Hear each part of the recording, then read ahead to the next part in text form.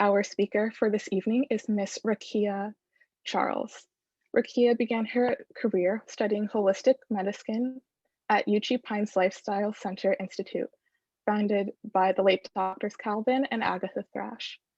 This institution focuses on inexpensive modalities in stress management and reversing some major lifestyle diseases, such as diabetes and high blood pressure, through education and lifestyle changes. Rakia is also a graduate of Black Hill School of Massage. She currently serves at UG Pines Institute as a therapist and as a lifestyle counselor director of education, a position that she's held since 2016. She enjoys teaching, and one of her greatest delights is to assist individuals live happy and healthy lives through the use of simple, natural methods. Tonight, she'll be sharing and demonstrating to us how we can use water as therapy in addressing a variety of health-related issues. During the seminar, you might have questions.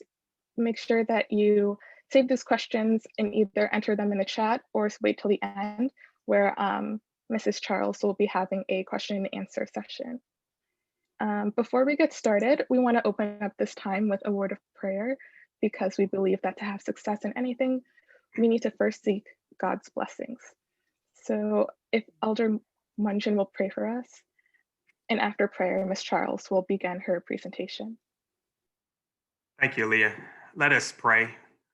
Father, once again, we thank you for just allowing us this time to come together and learn about our bodies, learn just the miracle that you've given us through our immune system, and just the ways that you've instructed us on how to take care of our bodies.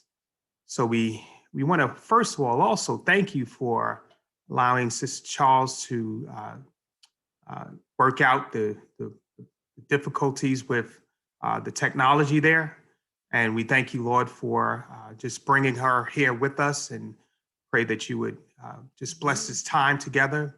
We thank you for all those that have signed in, and may you give them and lead them to the right information that they're seeking for. I thank you in advance for what you're about to do. In Jesus' name we pray. Amen.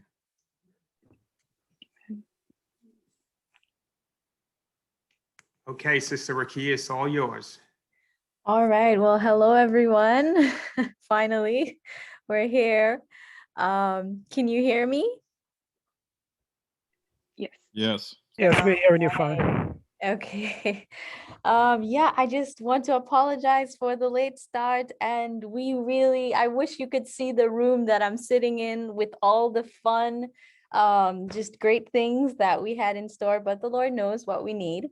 And so I'll go through some of this presentation, and because it will be audio and you will just see the slides as I go along, please feel free to tell me if there is, if there's a question, or I guess we can take questions at the end.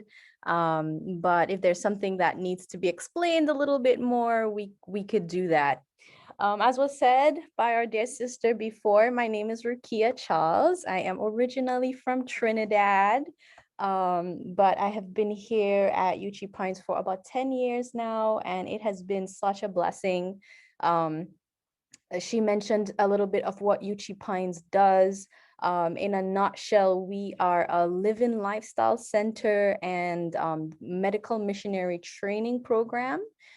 We teach people how to reverse their diseases using some of these natural things that we'll be talking about today. So the big question now on everyone's mind, right, since last year has been, how can I boost my immune system? How can I prevent sickness? How can I even treat, right, disease? If I get the cold, the flu, what can I do at home to kind of strengthen myself in my body to resist anything that you may come in contact with as you go along day by day? So that is the topic that we want to kind of touch on today. So our question is, how can we boost our immune system? I'm gonna go on. Excuse me, 1 minute, Sister Charles. Is it Yes, possible that we can see you in any at all? I can try to put my video on here. Oh, that Yes. would be nice. Thanks. Can you see? Yes, we A little- can. All right. Okay, can you see the screen as well? Yes, we can. Lovely. All right. So when we're talking about healing, there are, a number of ways to practice the healing art, right? Recently, I was reading an article on hypnotism and how this particular article was saying that it could possibly cure cancer. Well, when we're thinking about anything that has to deal with truth or the true method, we look in one place, and that is in God's word. So that's what we'll be focusing on, highlighting today. What is God's method of healing? He is the creator of the body, and so therefore he has a plan to help us prevent disease, to recover from disease.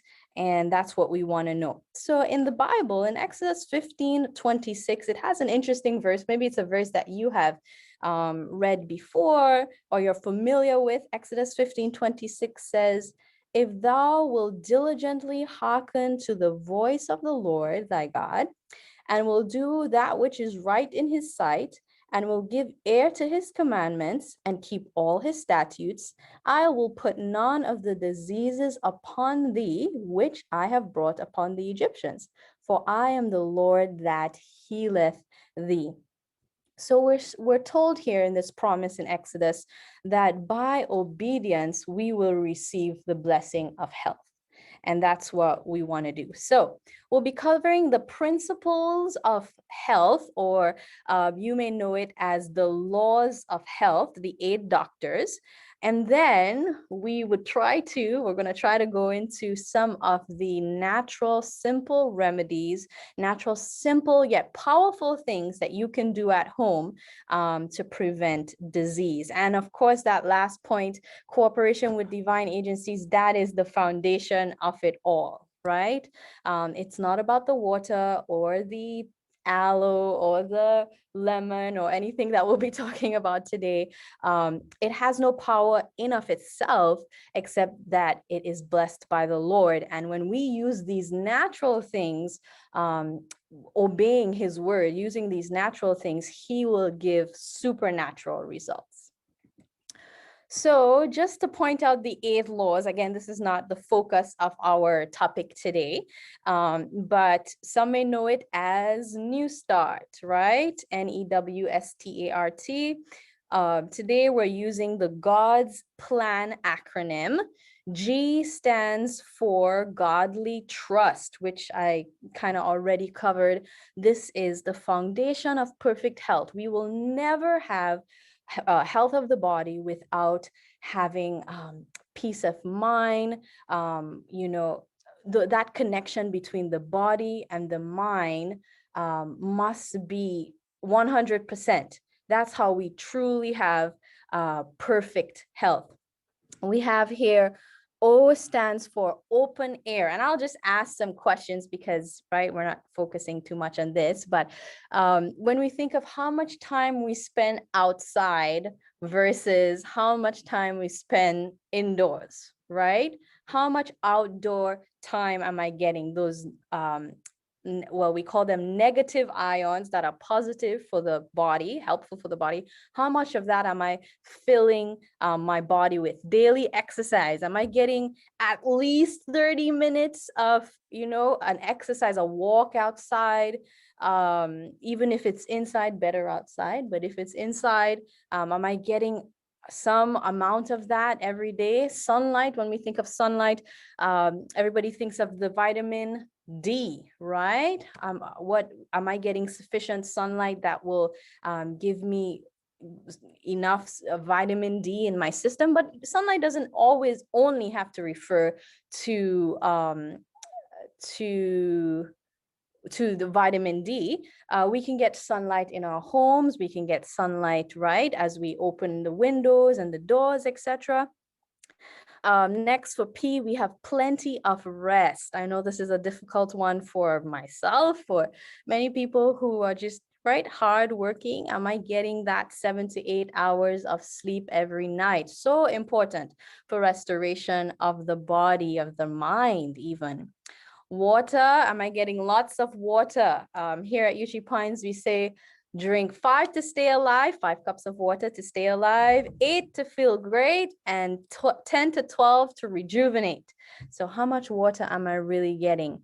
Temperance, or temperance really is staying away from all things that are harmful and using in moderation the things that are good. So bananas are great for you, but if I eat too much, it can become harmful. So how am I being temperate even with the good things that has been given? And of course, nutrition, we have there, N stands for nutrition. This is God's plan.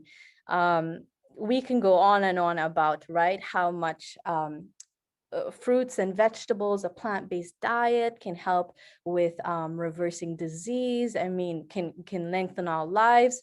What am I doing? Am I getting a little bit of each of these 8 doctors every day? And it's really important for us to start here, because the other things that we'll be talking about, the water treatments, the natural remedies, the kitchen cabinet remedies, will not have its full true effect on the body if I am not practicing these 8 doctors every day. All right, so this is kind of what we do here at our facility and many other people, but we teach them how to eat. We teach you how to get sufficient sunlight and exercise and water, et cetera, et cetera. All right, so let's move on to some of those treatments, because that's what we're here for. So a little bit of the history of hydrotherapy, or hydro meaning water, therapy treatment, so water treatments. It says here, from the dawn of recorded history, various baths have been used for the treatment of disease.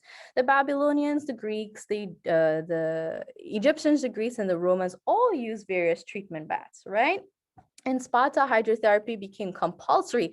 A law was passed requiring every citizen to take cold baths frequently. How would you like if that was a mandatory law requirement? So history shows the use of hydrotherapy way back since the time of the Greeks, the Egyptians, the Romans, all right? We even have hydrotherapy recorded in the Bible. This is just one example of it, one that we use pretty often. You know the story of Captain Naaman, who had really a life-threatening disease, right? He was going to die. And so he was told that there is a prophet who can heal him. He went down to the prophet, and the prophet, by instruction of God, told him to go and use water. I don't know if you've ever thought of what couldn't just come out and wave the hand and be healed. No, but Naaman had to go in there and really utilize faith in God's faith and trust in what God had told him to do. Not just one dip, but 7 dips later, we have the healing that came, and a complete reversal. Praise the Lord for that. More recently, about 100 years ago, we have the use of water more intelligently by Dr. Kellogg, John Harvey Kellogg. And he is really the father of hydrotherapy, in that he's taught us how to use it in the different forms, which we hoped to do today. How to use solid ice, how to use vapor, how to use it heat and cold, how to use that to treat different parts of the body and different diseases. Now on my slide presentation here, you'll see that there is a book referenced by Dr. Agatha and Calvin Thrash, which are the founders of the 2 doctors who founded our institution. And I don't know if this is the time to talk about the book. I don't hear anything, so I'll just go ahead and talk about it, if that's okay. So this is what it looks like. It's a small, little, simple book here, but it's everything you need to know. This is actually in the package that we give to our guests.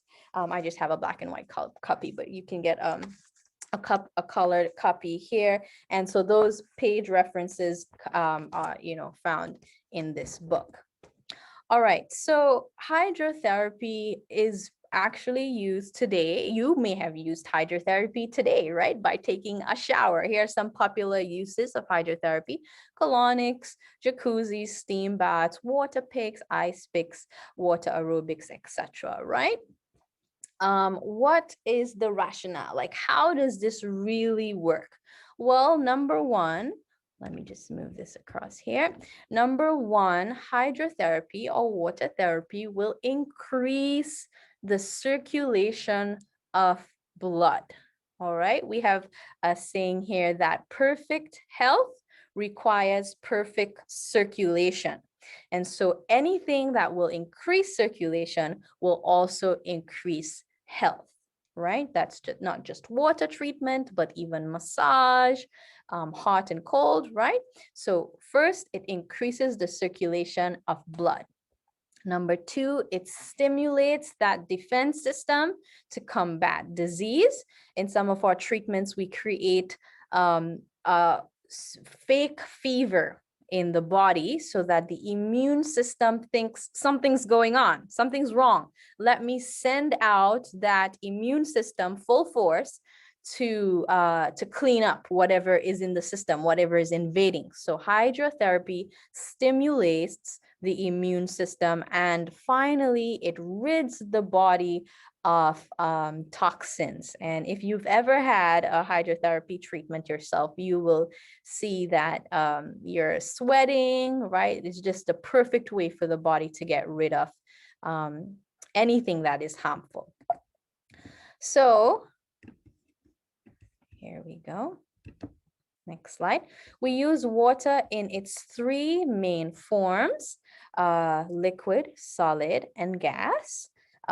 Today, we were hoping to demonstrate mainly liquid and gas. I guess we do also do some vapor.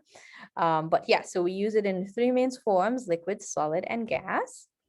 And when we apply heat, now, I wish I could kind of hear your answers, but when you put your hand under the tap, so you put your hand under hot water, what happens to your hand when you can think about it? It generally turns red, right? So all the blood begins to rush to the area where the hot water or the heat is applied. So the physiology of that is that when heat is applied to any area, those blood vessels open up or dilate. We call that vasodilation. When we apply heat, so that's actually the heat there. When we apply cold, we have the opposite effect. We have vasoconstriction, or the blood vessels close in. So all of our hydrotherapy treatments, or most of them, 99% of them, utilize both cold and hot to create somewhat of a pump, right? By opening and closing to increase circulation and all the good things that we were talking about before, right?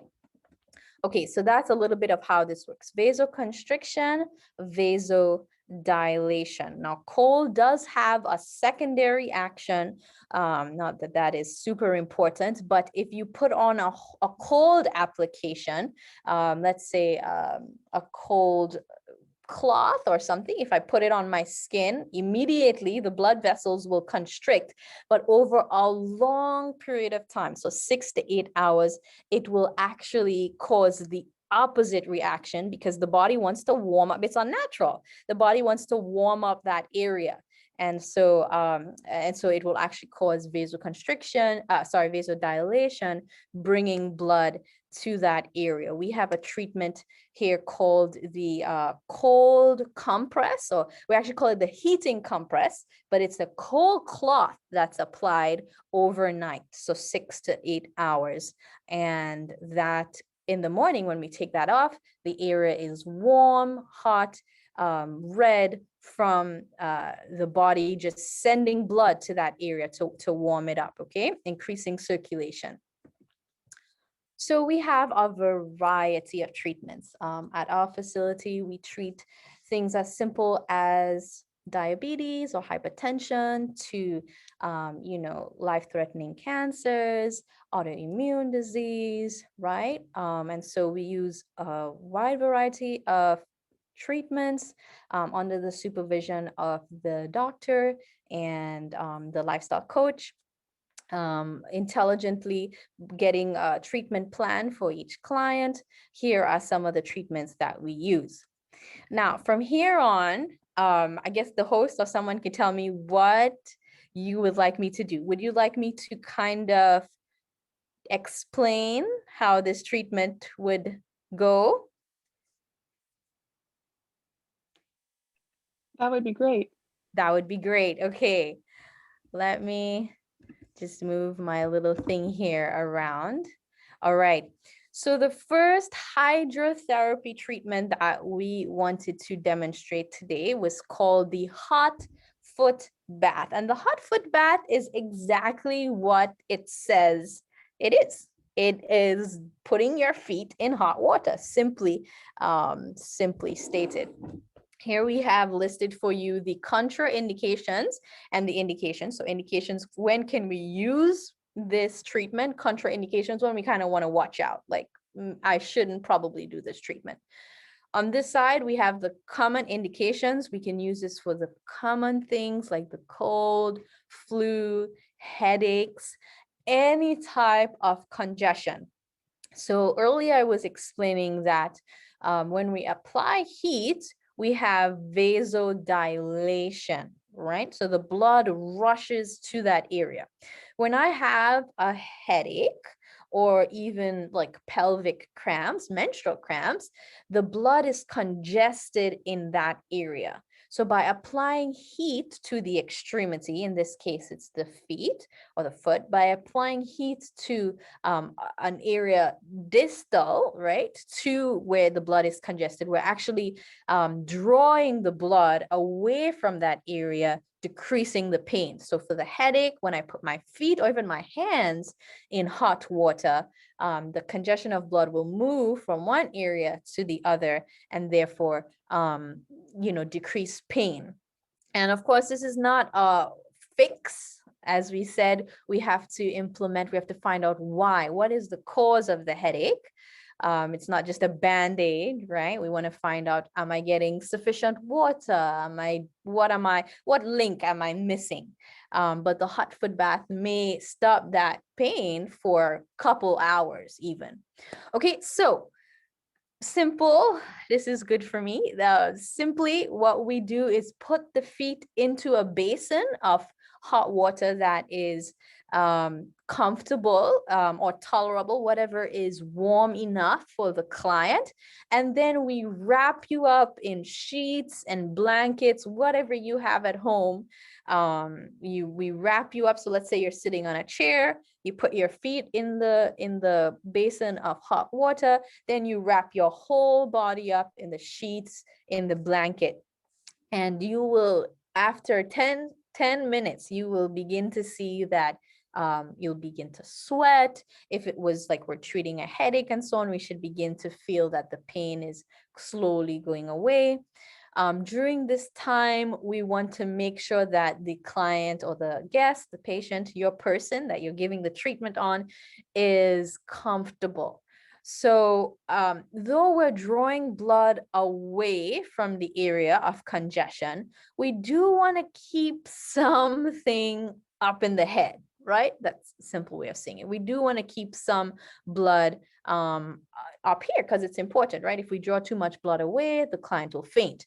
And so we'll have an ice basin. I could probably show you that. We'll just have an ice basin with a rag, and we'll keep the head cool all through this process. The treatment lasts for about 20 to 25 minutes, 30 minutes maximum.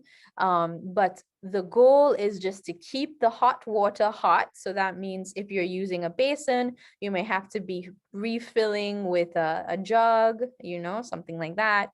Of course, be careful not to burn the patient.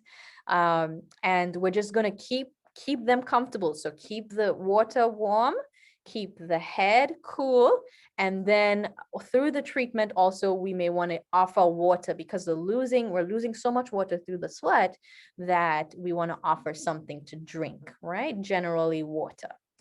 Okay, it does say on the contraindication side that we should watch out for diabetic patients. Well, that side should really say anytime your patient is unable to feel the water on their feet, because there's the risk of burning them, right? So anytime in diabetes, there could be neuropathy if it's pretty bad. So anytime the client is unable to feel the temperature of the water, this would not be the treatment for them. At the end of the treatment, so they've been sitting in the hot water with feet in the hot water for 20 to 25 minutes. We're keeping them comfortable, offering water as needed.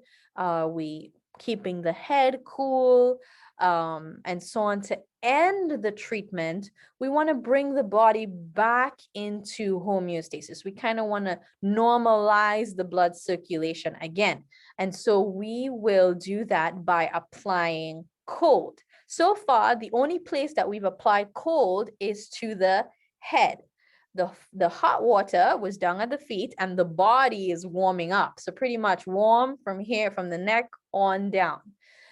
So to end, we want to normalize that by applying cold. And how we do that, I'm actually just going to grab my little towel here. Here we go. Oh, all right. We're going to grab this is a washcloth, and you dip it into your cold water, and we call this the cold mitten friction. So we just close anywhere that was any part of the body that was under the sheet sweating. We're gonna use the cold rag to close that up, right? The neck, the chest, the back, the arms, the legs, the abdomen, etc.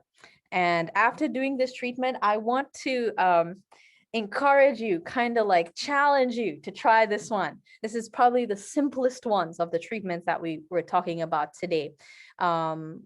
Anytime you feel like you're getting a little, something in your throat, or you just feel kind of fatigued, like, you need a little tune-up, this is one of the greatest treatments that you can do.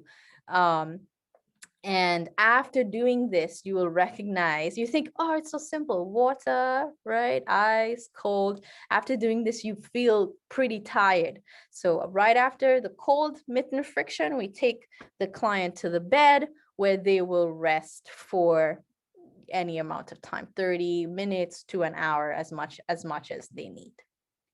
All right.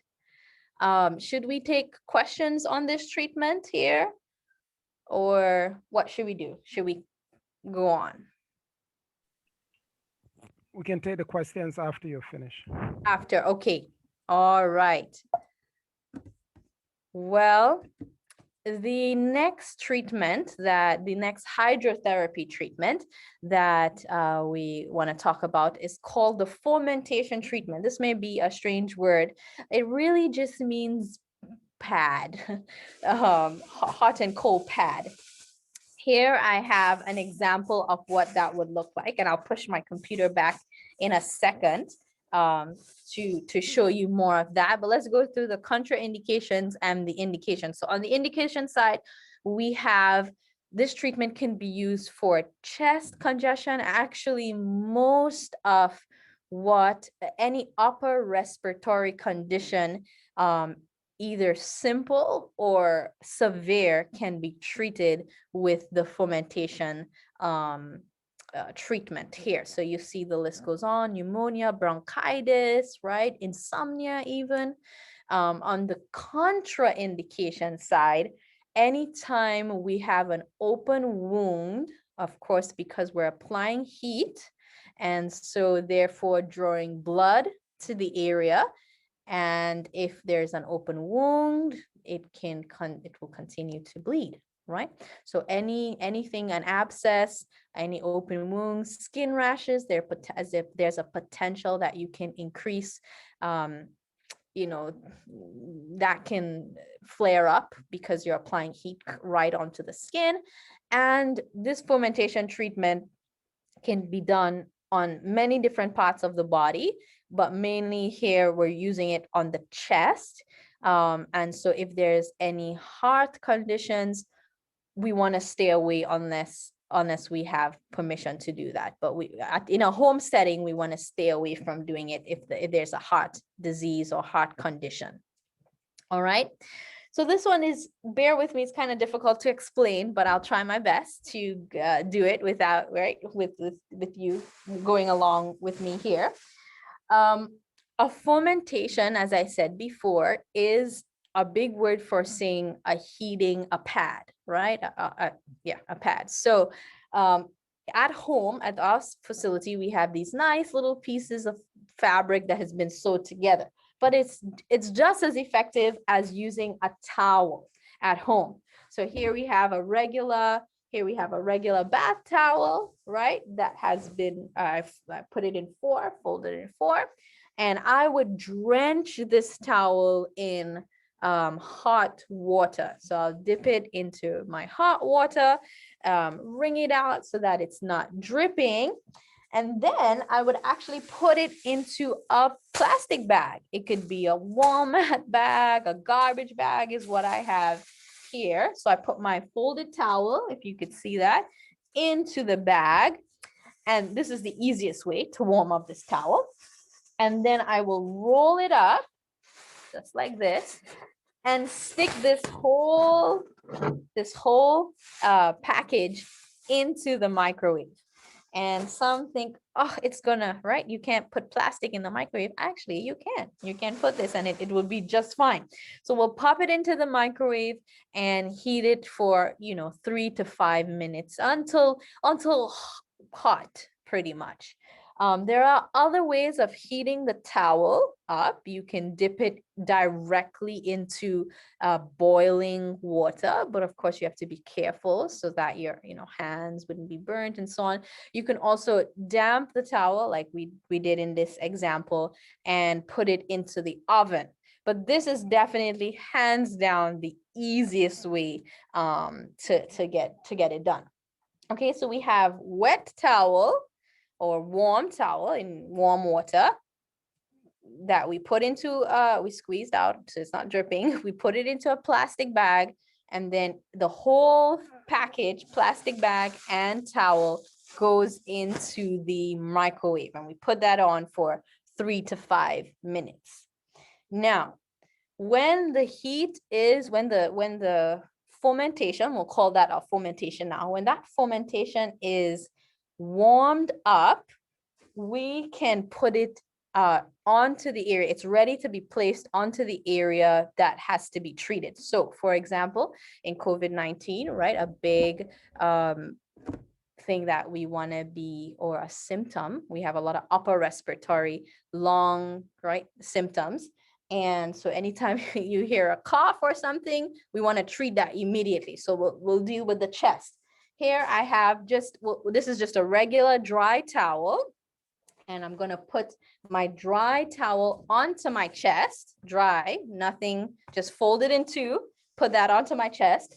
I would take my hot fomentation out of the microwave, put it onto my dry towel, and then feel free to put something else on top. Like I have another towel here that I can put on top of that one. Now, the reason why I'm putting a dry towel onto my skin is because this fomentation will actually get pretty hot. It's so hot that it could burn you. So this towel is just for protection, right? Nothing fancy about it. And of course, all of this would be done directly on the skin. Yeah, so dry towel or whatever you have at home, some barrier between your skin and the fomentation. I have my wet towel in the plastic bag that's been warmed up onto the area, and then I put my next towel on top. Now, this heating pad will stay here for on the area for 3 minutes. We'll put it on for 3 minutes. This was something created, this system was created by Kellogg, who we talked about earlier. We'll put the heat on for 3 minutes. When that 3 minutes is up, we take the whole thing off. So we're on skin again. And we take that same cold rag that's been in the cold water from our last treatment, right? Cold water. And we'll do cold friction right over wherever we applied the heat. All right. So we'll do 30 seconds of cold, 3 minutes hot, 30 seconds cold. When we're done with the cold, we go switch back to the hot. So I'll take my whole contraption here, put it back on, and then 3 minutes, we hold that for 3 minutes. When that's done, we bring up our cold friction for 30 seconds. Okay, I hope you kind of understand how that works. I could tell you that this treatment is so powerful. I mean, we use it here for breast cancer and lung cancer, things like that. Recently, I had to treat my aunt, and she had abdominal surgery done, and the pain was just extreme from the incisions and so on. And 2 days after she had the surgery, I asked her doctor, hey, could I use some hydrotherapy to kind of ease the pain? Even she was using all the pain meds and so on, but it still wasn't getting the pain under control. And with one treatment of the fomentation, so she was laying in bed for a long time, right? Since the surgery, for 2 days, she laid in bed. And after doing this treatment, she was able to get up and walk around her room before going to the bed. So going back to bed. So again, you have to try some of these things. Pray and ask the Lord to direct you, give you wisdom, and try it. Maybe it's not a long condition that you're using this for, or on the chest. Maybe you want to start with something that is simpler on the elbow or on the knee for arthritis, joint pain, right? You can try something. Here we have sprains. Down there, if you sprained an ankle or something like that, or sprained a wrist, you can try this treatment, this fomentation treatment. I don't know if I mentioned how much times we should do the exchange, but generally, as outlined in this book, we do it anywhere from 5 to 7 hot and cold exchanges. So hot, 3 minutes, cold, 30 seconds. And we do that for about 5 to 7 times. Always, always, always end your hydrotherapy treatment on the cold. So before we did the cold to the feet and the body, and this one we would end with the cold on the chest. And just a tip, there's so much we could say, so much, but just a tip is that we always want to make sure that the patient is warm during the treatment. So if I was doing this treatment on you, I would have you laying on the bed and putting the hot and cold pad on, but then I would have like a sheet and a blanket over you as well to make sure that we're getting full body effect, not just, the chest. Okay. I'm going to move on from this one. So that's the fomentation treatment. All right, this is probably one of the simplest ones that is pretty easy to do at home. This is actually our to-go treatment. As a therapist, as a teacher, I am busy, you're busy from day to day. And when I feel a little something in my throat, sometimes I don't have time to go fill a basin and put my feet in, or come and get these fomentation pads and do all of that stuff, right? You're busy. So I can jump into my shower and do this treatment. What does the contrast bath or contrast shower do for my body? It increases circulation.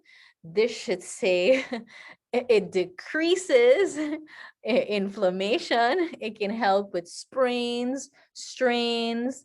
If it's done to the face, like right now in Alabama, where we are, there's a lot of pollen in the air, and so everybody or a lot of people are allergic to that. A lot of nasal symptoms going on. So we can do the facial bath to the face for sinusitis, nasal congestion, etc. On the contraindication side, again, because we're using direct hot water, we want to make sure that you can feel, right, the temperature of that water. Okay, so simple. Jump into the shower, turn it on hot. As much as you can take, of course, not to burn, but just tolerable. So we turn it on hot. And how long do we keep it on for? Just like our former treatment, maybe you're saying it now. We keep it on hot for 3 minutes. 3 minutes, we just enjoy that hot water, because as soon as we turn it to that cold water, you may be singing or screaming. Yeah, so then we turn to cold and we use the cold for 30 seconds, right? Hot for 3 minutes, cold for 30 seconds. If you're unable to do that full length, we can shorten it by 2 minutes, 20 seconds, or 1 minute, 10 seconds. But for the full treatment, we do 3 minutes of hot, 30 seconds of cold. So 3 minutes of hot water in the shower, and I turn it on cold as it can get, right? Just turn it all the way, 30 seconds, and we do that for about 5 exchanges. After that, 5 to 7 exchanges. After that treatment, you will feel pretty tired, exhausted, like if you went for a run, a good run. And so you should take a rest. Generally, it's a good treatment to do in the night. If you feel like you picked up something in the day, not yourself, do it in the night before going to bed, and just slip right into bed, sleep, sleep in the night, and you should wake up in the morning feeling refreshed and rejuvenated. If we're doing it on a particular body area, like I had a friend this week who sprained his toe playing football. And so what he did to decrease that pain was just have 2 basins, one of hot and one of cold. And you dip his foot into the hot water for 3 minutes, and then dip his foot into the cold water for 30 seconds. Do that 5 to 7 times. If it was for nasal congestion, that one is a little bit interesting or scary, but you could fill a bowl of water and hold your breath, of course, and put your face right into the hot water for 3 minutes and then 30 seconds. Or you can use the fomentation technique by dipping a little rag into, let me just fold my rag here, dipping a rag into hot water, or as warm as you can take it, and putting it right over the sinuses for 30 seconds, then taking a cold rag, hot for 3 minutes, and then taking a cold rag onto the face for 30 seconds. All right, so that is our contrast treatment, which is our 3rd treatment in the lineup. I'm going to skip over the hot half bath because it's a little bit more difficult to explain. Maybe we'll get that another time. I'm going to just close up here, I guess. Keep going. How much more minutes do I have to close up here? You can actually go until the top of the hour, and then we use the final half an hour for questions and answer. All right, so that's 4 more minutes? Yeah. All right. I want to just touch on a couple of things that you should have at home that you can use when you're feeling like something is coming on, right at the beginning when you feel like something is coming on, or or just to prevent, right? Just to boost. We're talking about boosting the immune system and just to prevent disease. Maybe many of you have heard about charcoal. This is not what you use to barbecue with. This is called activated charcoal. And I'm just gonna run to the side here and show you what we have. It's on the screen there, a picture of it. But here we have it in a jar, a glass jar. This is how we store our charcoal, activated charcoal. You should be able to get this in the drugstore, right? So activated charcoal is one of the most powerful, simple remedies that really can be used on almost anything, right? So it can be used externally and internally. We will just jump to telling you internally, which is probably, well, externally is pretty powerful too for snake bite, bee sting, rashes, things like that. But internally, we would use about a tablespoon of charcoal to 8 ounces of water and mix that together and drink it. And people think, oh, it's going to taste so bad. It actually tastes like nothing. It tastes like water. Okay, so get some charcoal. That's probably the number one thing that you should have at home. Onion and garlic. Most people know about the amazing benefits of these two like powerful foods, onion and garlic.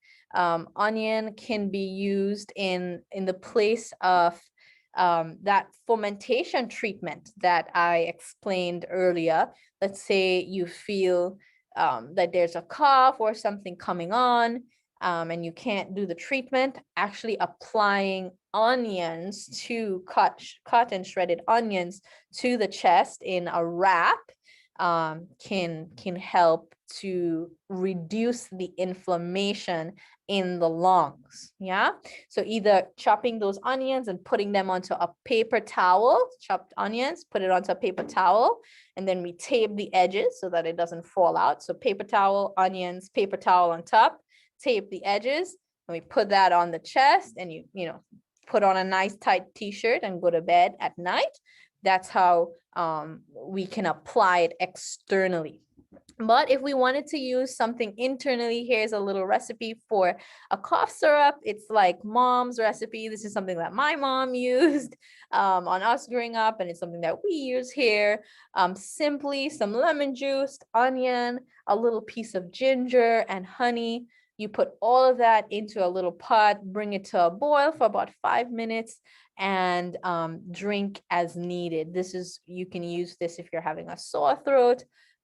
Even things like tonsillitis, it just decreases the inflammation in the neck, chest, really in the respiratory system, upper respiratory. Okay, so that's the onion. And lastly, I'll just leave this slide up here. We call this the Russian penicillin. We changed the name here to the ultimate immune booster. When we're having, so at the beginning of last year, when there was just this outbreak of, COVID-19, the kitchen here, the cafeteria would make loads of this and share it to all the staff members. So like big jars of it. So simply it's 1 orange, 1 grapefruit, of course, peeled, leave some of that white on, lemon, onion, a couple cloves of garlic. This can get more extreme. You can add even more things to this, but this is basic. You should have these things at home. Blend until smooth, and then drink about 3 tablespoons 3 to 4 times a day until the symptoms subside. For some of us, we didn't have, some of those symptoms, but this was a preventative measure. So hopefully these things were helpful. May God give us wisdom as we use the natural things that He has provided for our healing.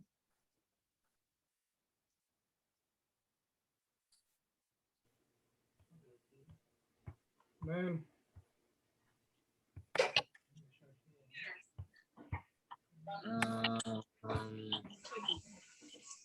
Thank you for your presentation. I really enjoyed the demonstration that you had. Before we get into the question and answer section, you should be able to see a poll on your screen. So if everyone would just fill out the poll to let us know what you're interested in learning about later and also how you heard about this program.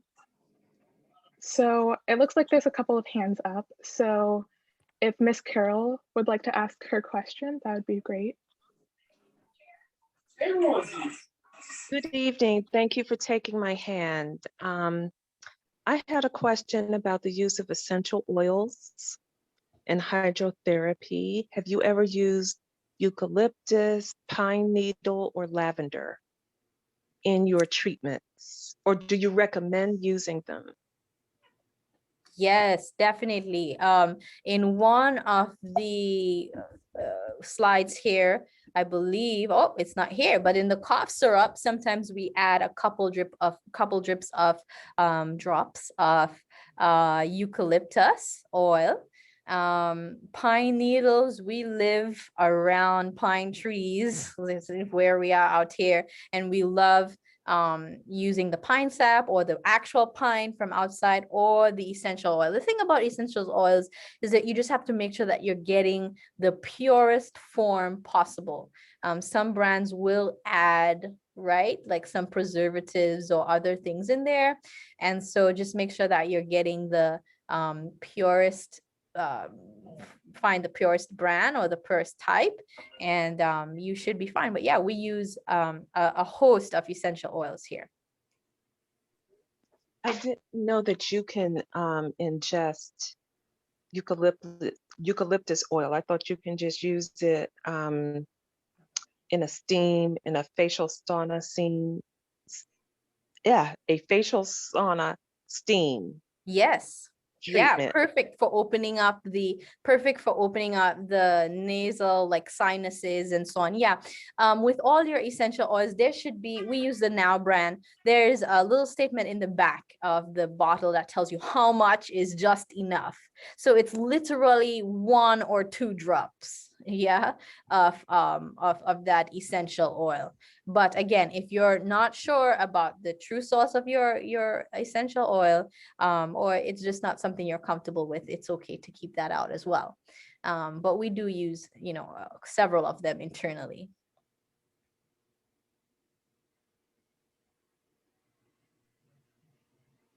Thank you for your question, Ms. Carroll, and thank you for answering it. I think the next person who had a hand up was Keith Charles.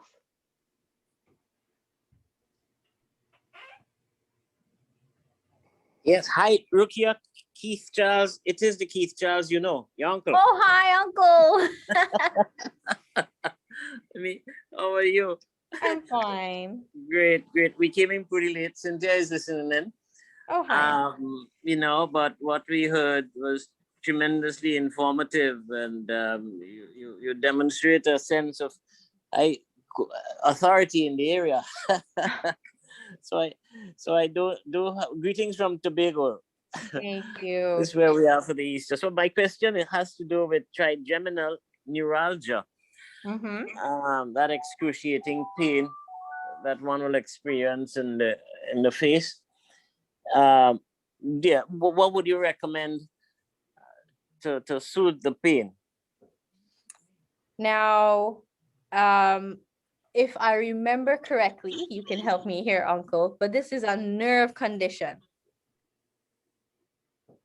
That's correct. Yeah. So that would be, there are a number of things that we can use to reduce pain in a particular area, but when we're talking about the nerves, things get a little bit tricky, and so pretty much Right. something that we need to talk to the doctor to make sure that everything is in place. But some of the treatments that we used today was the hot and cold. So the fomentation or the hot and cold rag, where we dip the rag into the warm water and apply, and then into the cold and apply. That Right. could be one way to reduce the pain. Now, there could also be a sensitivity to the cold sometimes. So that of the treatments that we demonstrated today, that would be one that could possibly help. Beautiful. Well, we'll try it. your your cousin Yes. is our first patient. All right. All right. Hey, we'll talk later. All right. Okay. Take care. Okay. All the best. Along those same lines, I got a direct message from someone who was asking about the best treatment for eye pain in the case of glaucoma. Is it the same type of answer because it's kind of a nerve agent, That's but right. reducing the pain? You can use Yes, hydrotherapy. that's right. It would be the hot and cold, again, of the ones that we demonstrated today. That would be, oh, excellent. We have more people joining the room who can answer hard questions like these. Yeah, it would be the hot and cold treatment. Now, depending on where the pain is, if it's right over the eye, right, we have to be careful with how much heat we're applying because the eye is pretty sensitive. And so depending on how we could do that, we'll just have to monitor it really well. Yeah, the hot and the cold right onto that area. Oh, she left. And then also one of my questions that I had was during the first treatment that you were going over with the basins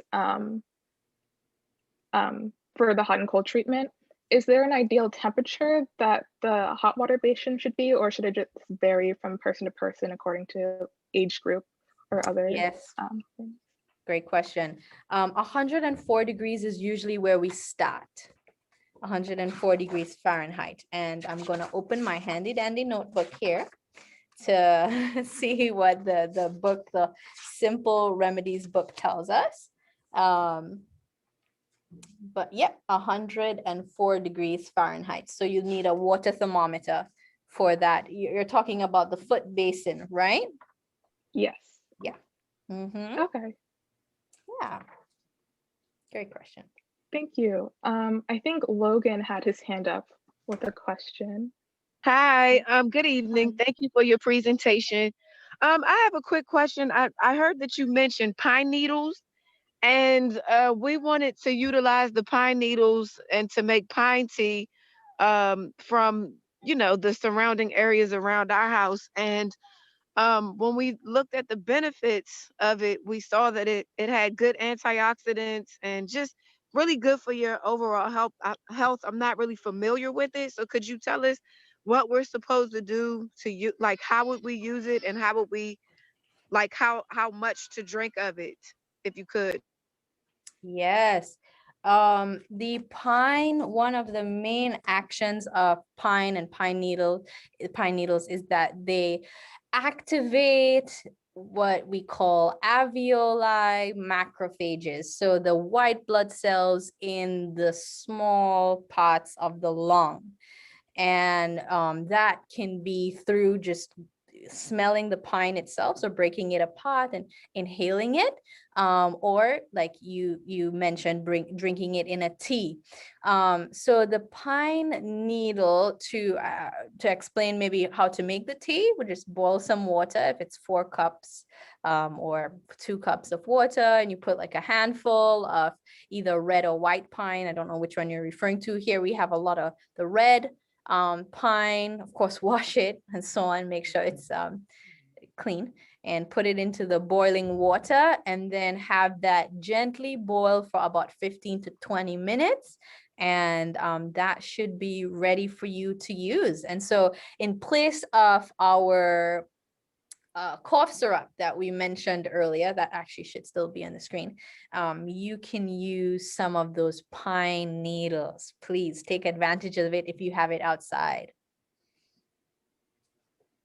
So how much of it should we take? Does it matter, or does it matter? In all of our herbal teas, we generally, maximum would be 4 cups a day. So you don't even need to get to maximum. But herbal mixtures, herbal teas specifically, we want to limit it to about 4 cups per 24 hours. So that would be your maximum amount. So you can drink anywhere between, right, 1 cup to 4. And one more, and I'm sorry, and one last thing. Do we do we, can we, I guess we utilize it the same way as we would use regular tea and like add lemon and honey and things like that? That is up to yes, you can, no problem. Okay. Here the guests feel like we're putting them torture because we drink it, they have to drink it straight. It's just the tea and the water. And sometimes it tastes like dirt, but it's so good for you, so good for you. So that it would not necessarily decrease the effectiveness of the tea. So you can add lemon or honey or any of those things. But try it without. You may like it. Okay, thank you so much. No problem. Is there a advantage for making essential oil, essential oil peppermint, um, I guess extract? Or I don't know how much time you have, but is essential oil better to use as opposed to drinking a tea? So we're saying using the essential oil as an inhalant or using the essential oil in hot water as a tea? Both. I didn't hear that. Was that both? I think I heard Yeah. both. Okay. Well, again, you do have to be careful with how much essential oils you're taking in internally. So that's the number one thing. Secondly, just as in your foods, the closer you get to the source, the more nutrients you're going to get. So the more we cook the tomato, right? Tomato, then you can the tomato, the less nutrients. And so in order to get the peppermint oil out of the peppermint leaf, it has to go through that process where it's squeezed and so on. So pretty much I'm saying the closer you get to the herb is you will receive more benefit. If you can actually get the leaves, the peppermint leaves, or the dried peppermint, that's where you'll get the healing that you need. And you see in our setting, when we have just these serious conditions where most times clients are only here for 3 weeks, we need to give them the real deal. And so I would recommend the herb as it relates to drinking teas. And then essential oils can be used externally, or like, as another lady mentioned before, as a steam inhalation treatment to kind of clear up the sinuses in that way. Thank you. Yes. I know that Miss Crystal Hollingsworth has had her hand up for a while, so I'll let her ask her question, and then I have a number of questions that have been direct messaged to me, so I'll just go to address those after her question. I just wanted clarification when you were doing the foot bath and you said a counter contradiction with diabetes. Could you just clarify that a little bit more for me? Yeah, no problem. So anytime, because we're dealing with extremes of temperatures, hot and cold, we want to make sure that the client can actually feel the water temperature. So feel the cold or feel the hot. And so sometimes in diabetes, we have, diabetes, extreme diabetes, we have neuropathy in the feet, in the fingers, the tips of the fingers, or in the toes. And so you have the risk of burning, right? Like the client can be burnt if you're not monitoring the water really well. So another sister asked about the temperature of the water, and that was really important, because if we can monitor the temperature of the water, then we can probably do a treatment on a client who has neuropathy. But so that was the point of that contraindication. If your client is unable to feel extreme temperatures, then we want to make sure or be extra careful in doing that treatment. Okay, and then my last question is, do you have this documented where we can download it or, pay for it or, something? Well, we have the PowerPoint presentation. Oh, yes, somebody was going to answer. Go ahead. Oh, well, I was just going to say, I'll put the link in the chat again. If someone if anyone joined late, if you click on this link and scroll all the way to the bottom and fill out your information, you'll be taken to a page where you can actually download the PowerPoint presentation. Whether this is recorded and you can access this another time, I think an elder can answer that. Thank you. Yes, it's being recorded. Okay. No, I just wanted to know, like, if they had a actual published book on hydrotherapy that could be purchased or something like that. That's what I was inquiring about. We do several. This is one of those books that I've been referring to, the Simple Home Remedies. It's written in layman terms so that we can understand everything it's saying. But on our, I'm not sure if I'm allowed to do this, but on our website, uchipines.org, we do have a store, a section there that you will find things like books, essential oils, other things in that section. Books that we recommend. There are actually a host, many books written on hydrotherapy. As we mentioned before, hydrotherapy has been used for hundreds of years. And so there are lots of different books, but as it relates to how to use hydrotherapy to prevent and to cure disease, we have a list of books on our website.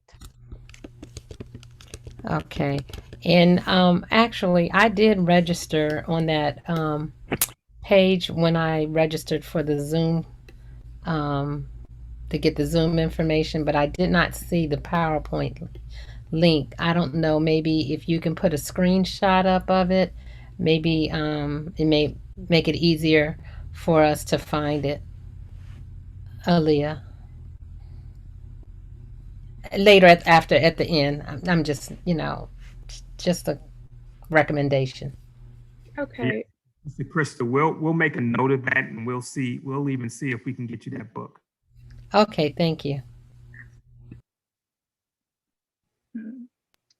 That is odd. I think you should be able to see it. But if that's the last question, I just want to get to some of the questions that were asked in the chat. So one of them was, to help detoxify the liver, can you do a fomentation or something, use hydrotherapy to detoxify the liver? Absolutely. Big time, though, that fermentation treatment of the hot and cold. I mean, we actually, well, yes, we've used it for many different lung conditions. Liver conditions. That's what you said, right? Liver. Yeah. So it would be the fermentation treatment. For liver detoxification, this is something that a lot of people ask about. We do have, I believe it's on the website as well, but there are some other herbal mixtures that you can, like plants that you can use to kind of flush the liver out as well. Some things like cilantro and what's one of them? Cilantro, parsley, pineapple. So we can get some more of that information. But in terms of hydrotherapy treatments, yes, if you came here to us to be treated for any type of liver condition, we would do that hot and cold like that. Yeah. Okay. Along those same lines, there was also a question about using hydrotherapy for, there are a couple of different diseases or conditions that were mentioned. So one is tube abscesses, and then also for hiatal hernia. So I'm not sure if everyone knows what that is, but I looked it up, and it's a condition in which part of the stomach pushes up through the diaphragm muscle. So are there potential ways to address that using hydrotherapy? I see. Okay, so the question is, what can we use? What can we use to treat those conditions? Yes. Yeah. Okay, can you mention them again to me? I want to be more specific then. Again, I just want to mention that we only talked about 3 treatments today, right? And in that one of the lectures that or one of the slides, you'd see that there is 20 some odd, right, treatments that can be used. So I'm trying to stay within what we covered today. Yeah, so go ahead. Right. So the first question is, how is fomentation used for tooth absences? Tooth, yes. So that would be to decrease the inflammation, decrease the pain. The way that we would get into the tooth probably would be externally, right over here with the hot and cold, or the facial hot and cold. A great essential oil that can help with a tooth abscess is clove oil. Now, clove oil, like our sister mentioned, you have to be very careful with using it internally. So the way that we do it is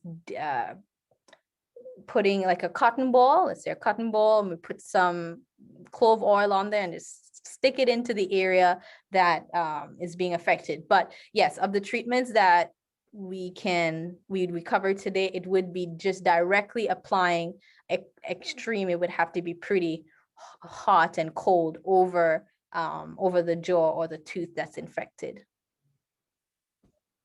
Oh, okay. And that would also apply for the hernia. Oh, okay. Yeah. I think Shara C has her hand raised. Do you have a question still? Yeah, I do. Hi. Okay. You did a great job. Both of you, actually, thank you. Great job. I want to ask you a question. You said that when COVID started, y'all made a concoction up, and I saw that you had like grapefruit, orange, lemons, that one. My husband took a picture of it.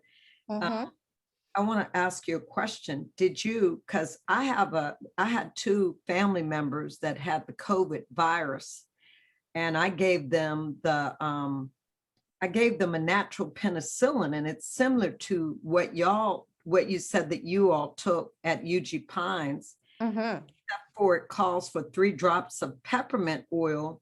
Yes. And maybe 1/8 teaspoon of cayenne pepper. And both of my cousins took this concoction. I made it up and dropped it on the steps so that they could get it. And I didn't use the grapefruit peel in this herbal remedy that I made up. It's called natural penicillin. But I did grind up the lemons in with this in my Vitamix, and both of them were healed. So do you grind any of your, I mean, when you say put it in a blender, you just talking about the grapefruit, the orange just by itself, or are you talking about the peel with it? Because my recipe called for not to do the peel of the orange or grapefruit, but it did call for the peel of the lemon. So I made sure that lemon was organic. Yeah, so we would peel everything, take the skin off. You can keep some of the white on. I don't think I've ever seen a recipe where we kept the peel on. Not that we're learning all the time. We're learning and growing. But in our recipe, we take everything off, keep some of the white right under the skin, on, and then just throw everything in the blender, and it comes out to be this nice pink looking smoothie that you think tastes so great. And yes, you can add, in some other recipes, we've added the peppermints and the cayenne and so on. But because this is a pretty simple presentation that you can do at home, we just kept it to the basic, and this can work just on its own. If you add the additional 3, I think it's, well, we've used 3 drops of peppermint, just 3 drops, and a half teaspoon of cayenne.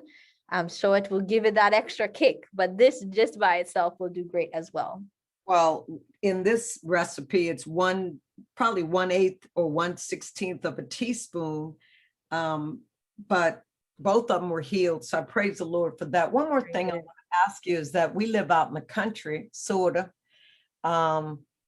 And you talked about using activated charcoal for snake bites. Are you talking about drinking that too? Because I know that we keep charcoal on hand here. Yeah. And are we talking about maybe a teaspoon with a teacup of water? Are you talking about making a poultice? Because I have grandchildren and they come and visit as well. And, it's always good to be wise so you'll know, Absolutely. prepare yourself. So I just want you to expound on that a little bit. Thank you. Yes, as something as serious as a snake bite, we would be doing these measures on our way to the hospital. But we would take that 1 cup of, I mentioned the 8 ounces of water with 1 tablespoon of charcoal mixed in. So that's 8 ounces, about a cup of charcoal, and you'll drink that every like 15 minutes, again, on your way to get help. And on the area, right on the area where you had the sting, the bite, whatever it is, we would make a paste of charcoal. I wonder if I can bring that over here. It may be messy. We'll make a paste of powdered charcoal, the powder, right? And then either flour, so white flour, whole wheat flour with some water, mix that together and make it into paste-like consistency. And we put that right onto the area that has been affected. Cover it up with a piece of cloth. Here we have like saran wrap that we wrap the area in, and then that would be changed every 15 to 20 minutes as well, or 10 to 15 minutes. So, these natural things, we also want to be wise, right? But this is that for a snake bite, that's, I think, your question. That's how you would use it. Would put it on there and change it as often as we need it, 10 to 15 minutes, and also be drinking the charcoal every 10 to 15 minutes. Thank you so much. I so appreciate that. Yes. Thank you for your questions. We want to be respectful of everyone's time, so we'll just, if you can just address one more question. I believe Lennox Jones has had his hand raised for a while. Another uncle.